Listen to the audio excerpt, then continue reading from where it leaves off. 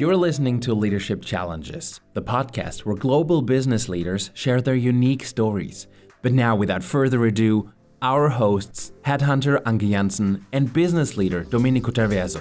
Hi everyone, welcome to our podcast, Leadership Challenges. I'm Anke. And here is Domenico. Hello, really good to have you everyone here.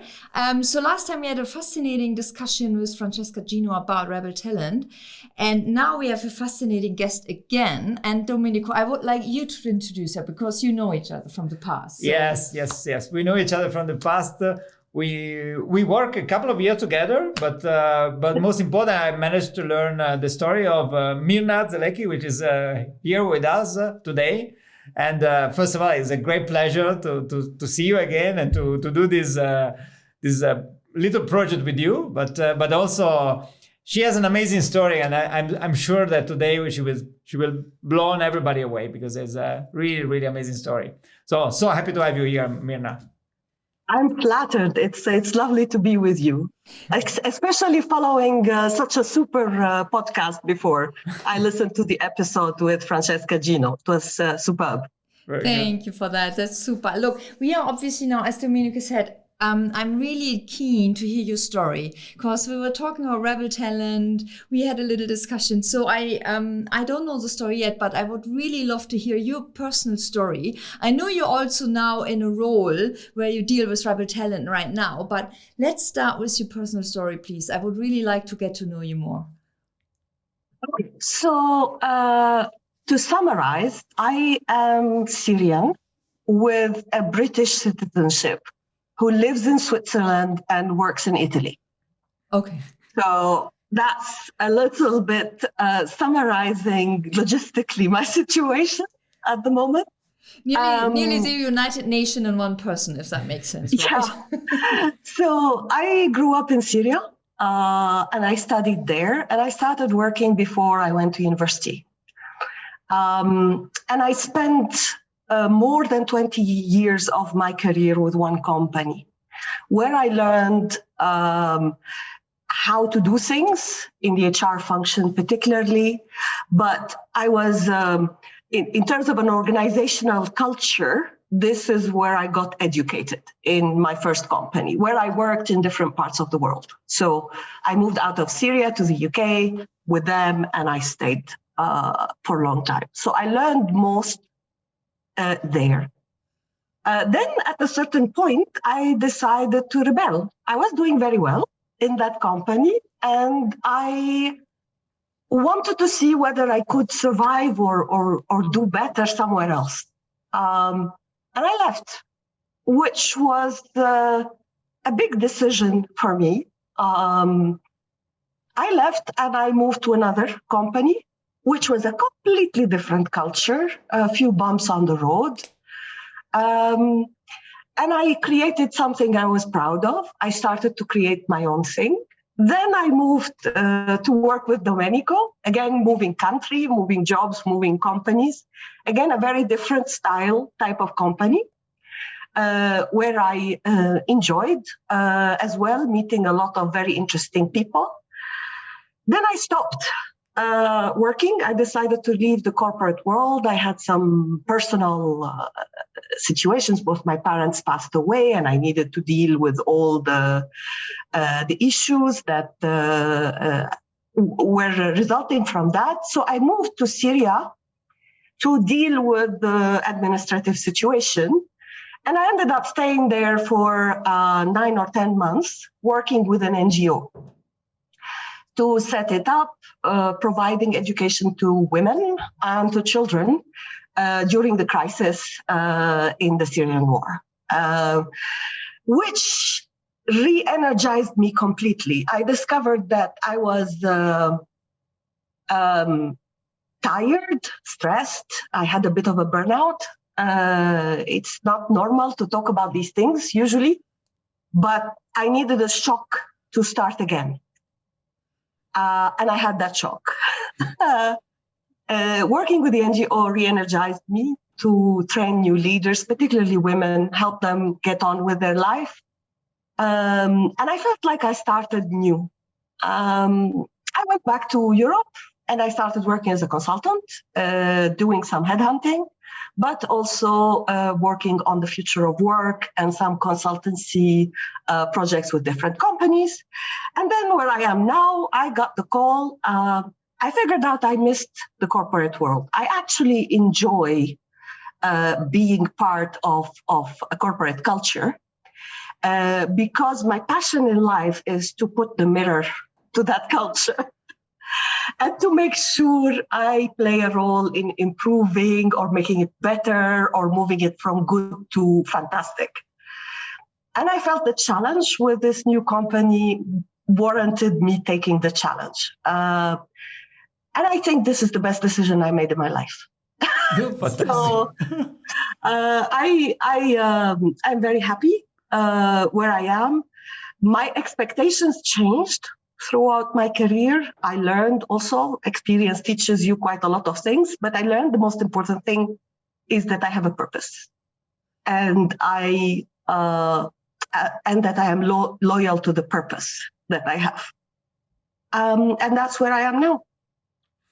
Well, that's a super amazing story. I mean, I have to tell you, Mirna, that, last time we had the podcast with Francesca Gino and we were talking about Rebel Talents.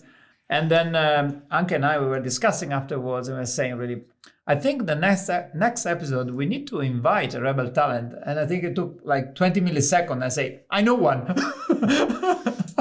I know a Rebel Talent. I know a leader, which is a Rebel Talent. And in a constructive way, that is... someone that can change the world from the inside, and I immediately thought about you.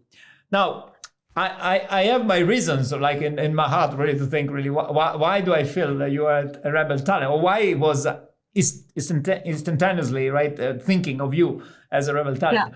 Yeah. But tell us, why do you think you are a Rebel Talent, or why do you feel you are a rebel in a positive sense? Now we always talk about rebel in a positive sense.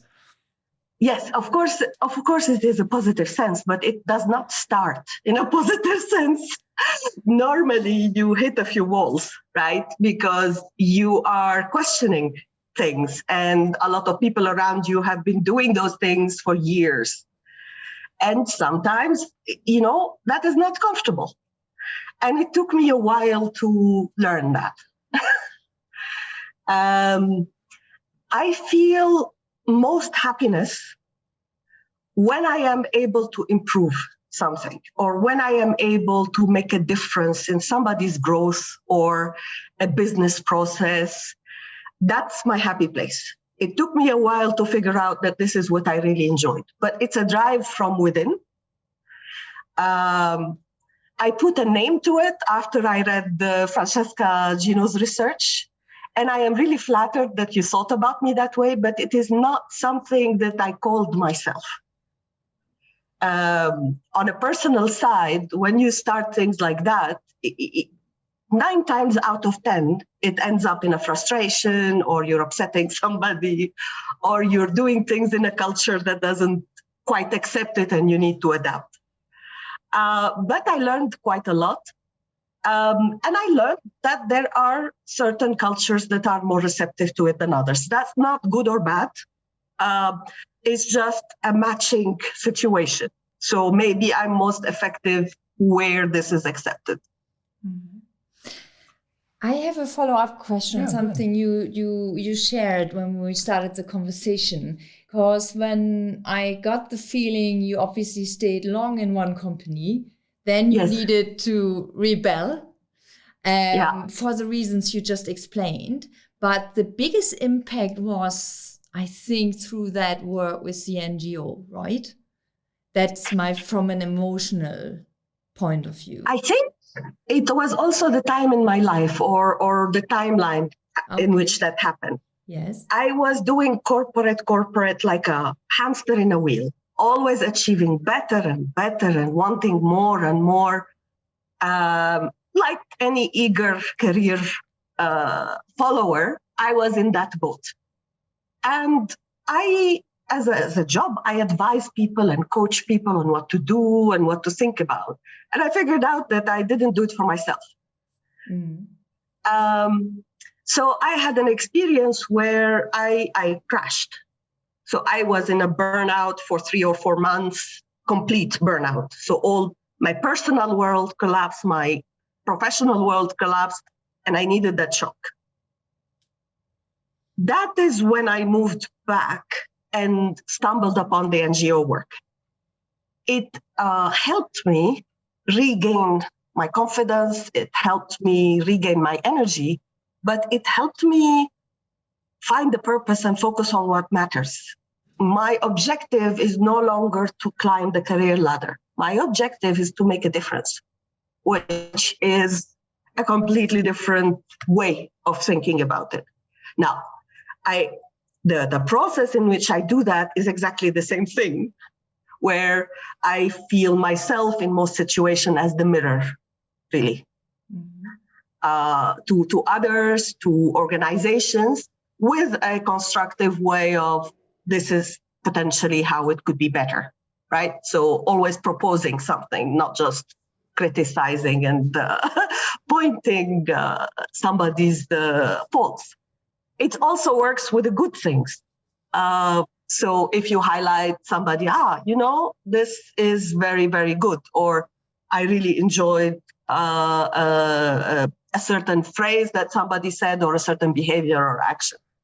So I try to be balanced, but I feel most useful and most purposeful when I do this.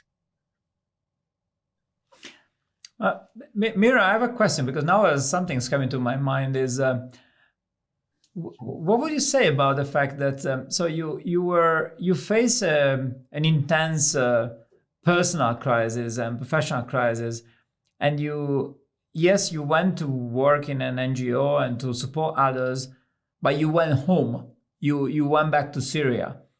And yes. So is that a thing that when we feel when we are hit by something big, we feel the need, really, whatever it is, to go back home? Because that's something that would make me reflect, because sometimes I also have this feeling that I'm also living abroad, as you know, right? Yes. And then yes. we think when something hit us, there is something in ourselves that say, really, yeah, but now I took a hit, I need to go home. Like for a second. I totally agree with you. At that time, I didn't think about it that way. I went there practically because I needed to deal with the paperwork and the house, all of that kind of stuff. But you are absolutely right. When you go home, it is a different thing. But home for me is not just about the place, it's about the people. So my parents who are home for me were not there, and now I am the home for my sisters. That's how it was going emotionally, but it did feel like a safe place, like a place I can nurse myself back to health, for sure. Mm-hmm. Yeah. Thank you for sharing the situation. I really love that, because you're right. I mean, nowadays, it's all about the successes, everything, what you did particularly well, etc. And I really love that you say that, because I think, there's more than we think, many people who might, feel stressed or etc. So, and one particular thing came to me, which we also discussed last time, and that was the element of fear. Yeah. And it feels from listening to you that you lost fear after experiencing everything. I started my career being fearful of everything, and really thinking through and not wanting to upset people and thinking through my words. And I started being not talkative, shy. And then I developed throughout my career to be more energetic, more assertive, let's put it that way, which was good for some people and not good for others. I have to say, it's an acquired taste. I am still afraid, but I learned to hide it. Does that make sense? So I learned to be confident on the outside. I still get butterflies. I still worry about certain things, but that got less and less with the experience and with what matters to me. Right? Butterflies. Yeah, butterflies, yes. But during the COVID period, for example, I was a consultant and work was not, coming. Mm-hmm. And it was the first time in my life that I am in that situation. So that, yes, I was afraid, I was anxious. But you learn to deal with it and to hide it. You don't stop feeling it. Well, at least for me. It's.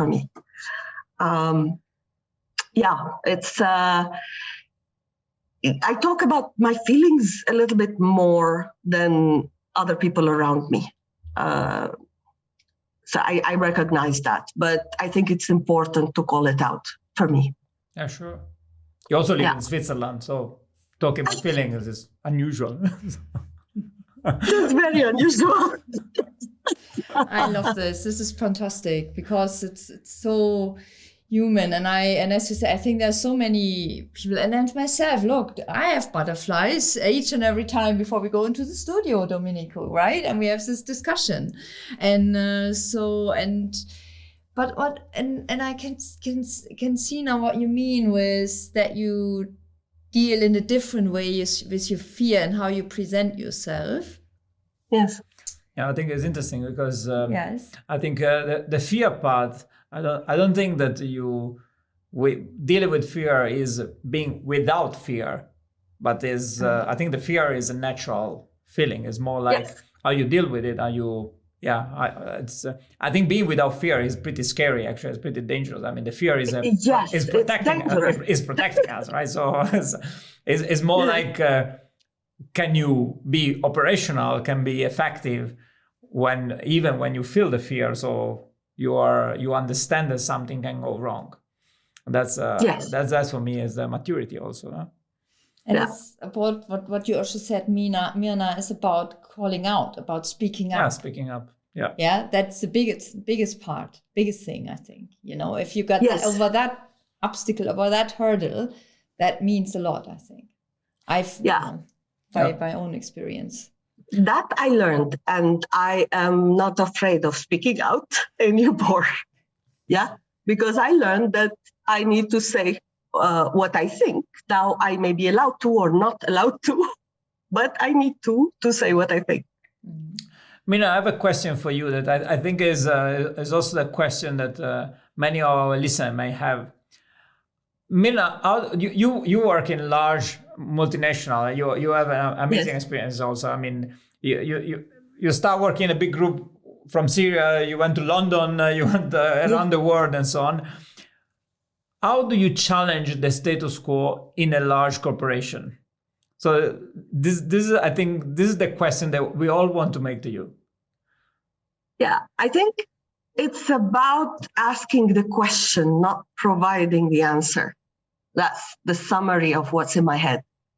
And it is about being able to provide an alternative or some options. And building the confidence and the knowledge of that corporation before I make those remarks, because otherwise I might make something completely irrelevant. So you build the trust of the people to be able to listen to you as you go. It could be small things like, we have a process to do something. Maybe we can do it this way rather than that way. Could be more effective. It could be about a leader and how he or she talks, and maybe you could say it in a different way, right? The latter, you need some confidence, some trust between the two parties to be able to say that. And it's about knowing when is a good time to start doing that. And framing things as a question, asking a question and giving options, rather than just say, this is not good, right? But I cannot stop myself from doing these things. It's just, if I see something that I have comments on or that I think can be done better, I will always say something. But how I say it and when I say it changes depending on the situation. Yeah, because I think we are in a very, very particular time, because I think all large companies at the moment, they want to be challenged. They openly want to be challenged. They want to change. They want to embrace ESG. They want to do things different than before. But from one side, large corporations, they want to be challenged. On the other side, sometimes it's difficult to find the way. I mean, there's no, we are process driven. So, and there's no process to challenge. So we need to find we need to find a way. And I think, of course, for leaders, top leaders, it's easier in a way. But we also need to capture the challenge from the rest of the organization. It's a two-way street. It's a two-way street. Usually in all of my jobs, I am hired to challenge, right? So when people hire me, we want you to challenge us. And I had that in my job offers in the last, 15, 16 years. Every time I move, it was about that. And that's the remit that I have. And then I start doing it. And sometimes it works and sometimes it doesn't. What helps me is usually you have some sponsor in the system. Usually it's the person who hires, who is able to give some guidance and some mentorship around, what to do and what not to do, right? So like you, I would imagine you are hired to make a change or a turnaround in a certain business. Without challenging something, you cannot do it. It's not, because change is always difficult and there will always be somebody who doesn't like what you say. Now, I try to balance the people who don't like what I say versus the people who like it. I cannot eliminate the ones who don't like it. And sometimes I adjust my perspective. Sometimes the answer changes my perspective. It's about being open, asking the question, and really wanting to make a difference, not just challenging something to prove a point.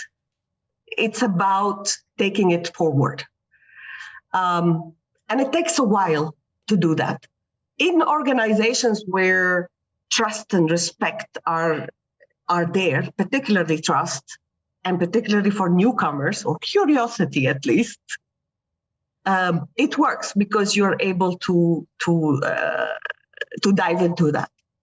If the change is too big, sometimes it doesn't work. It will be too much of a long shot.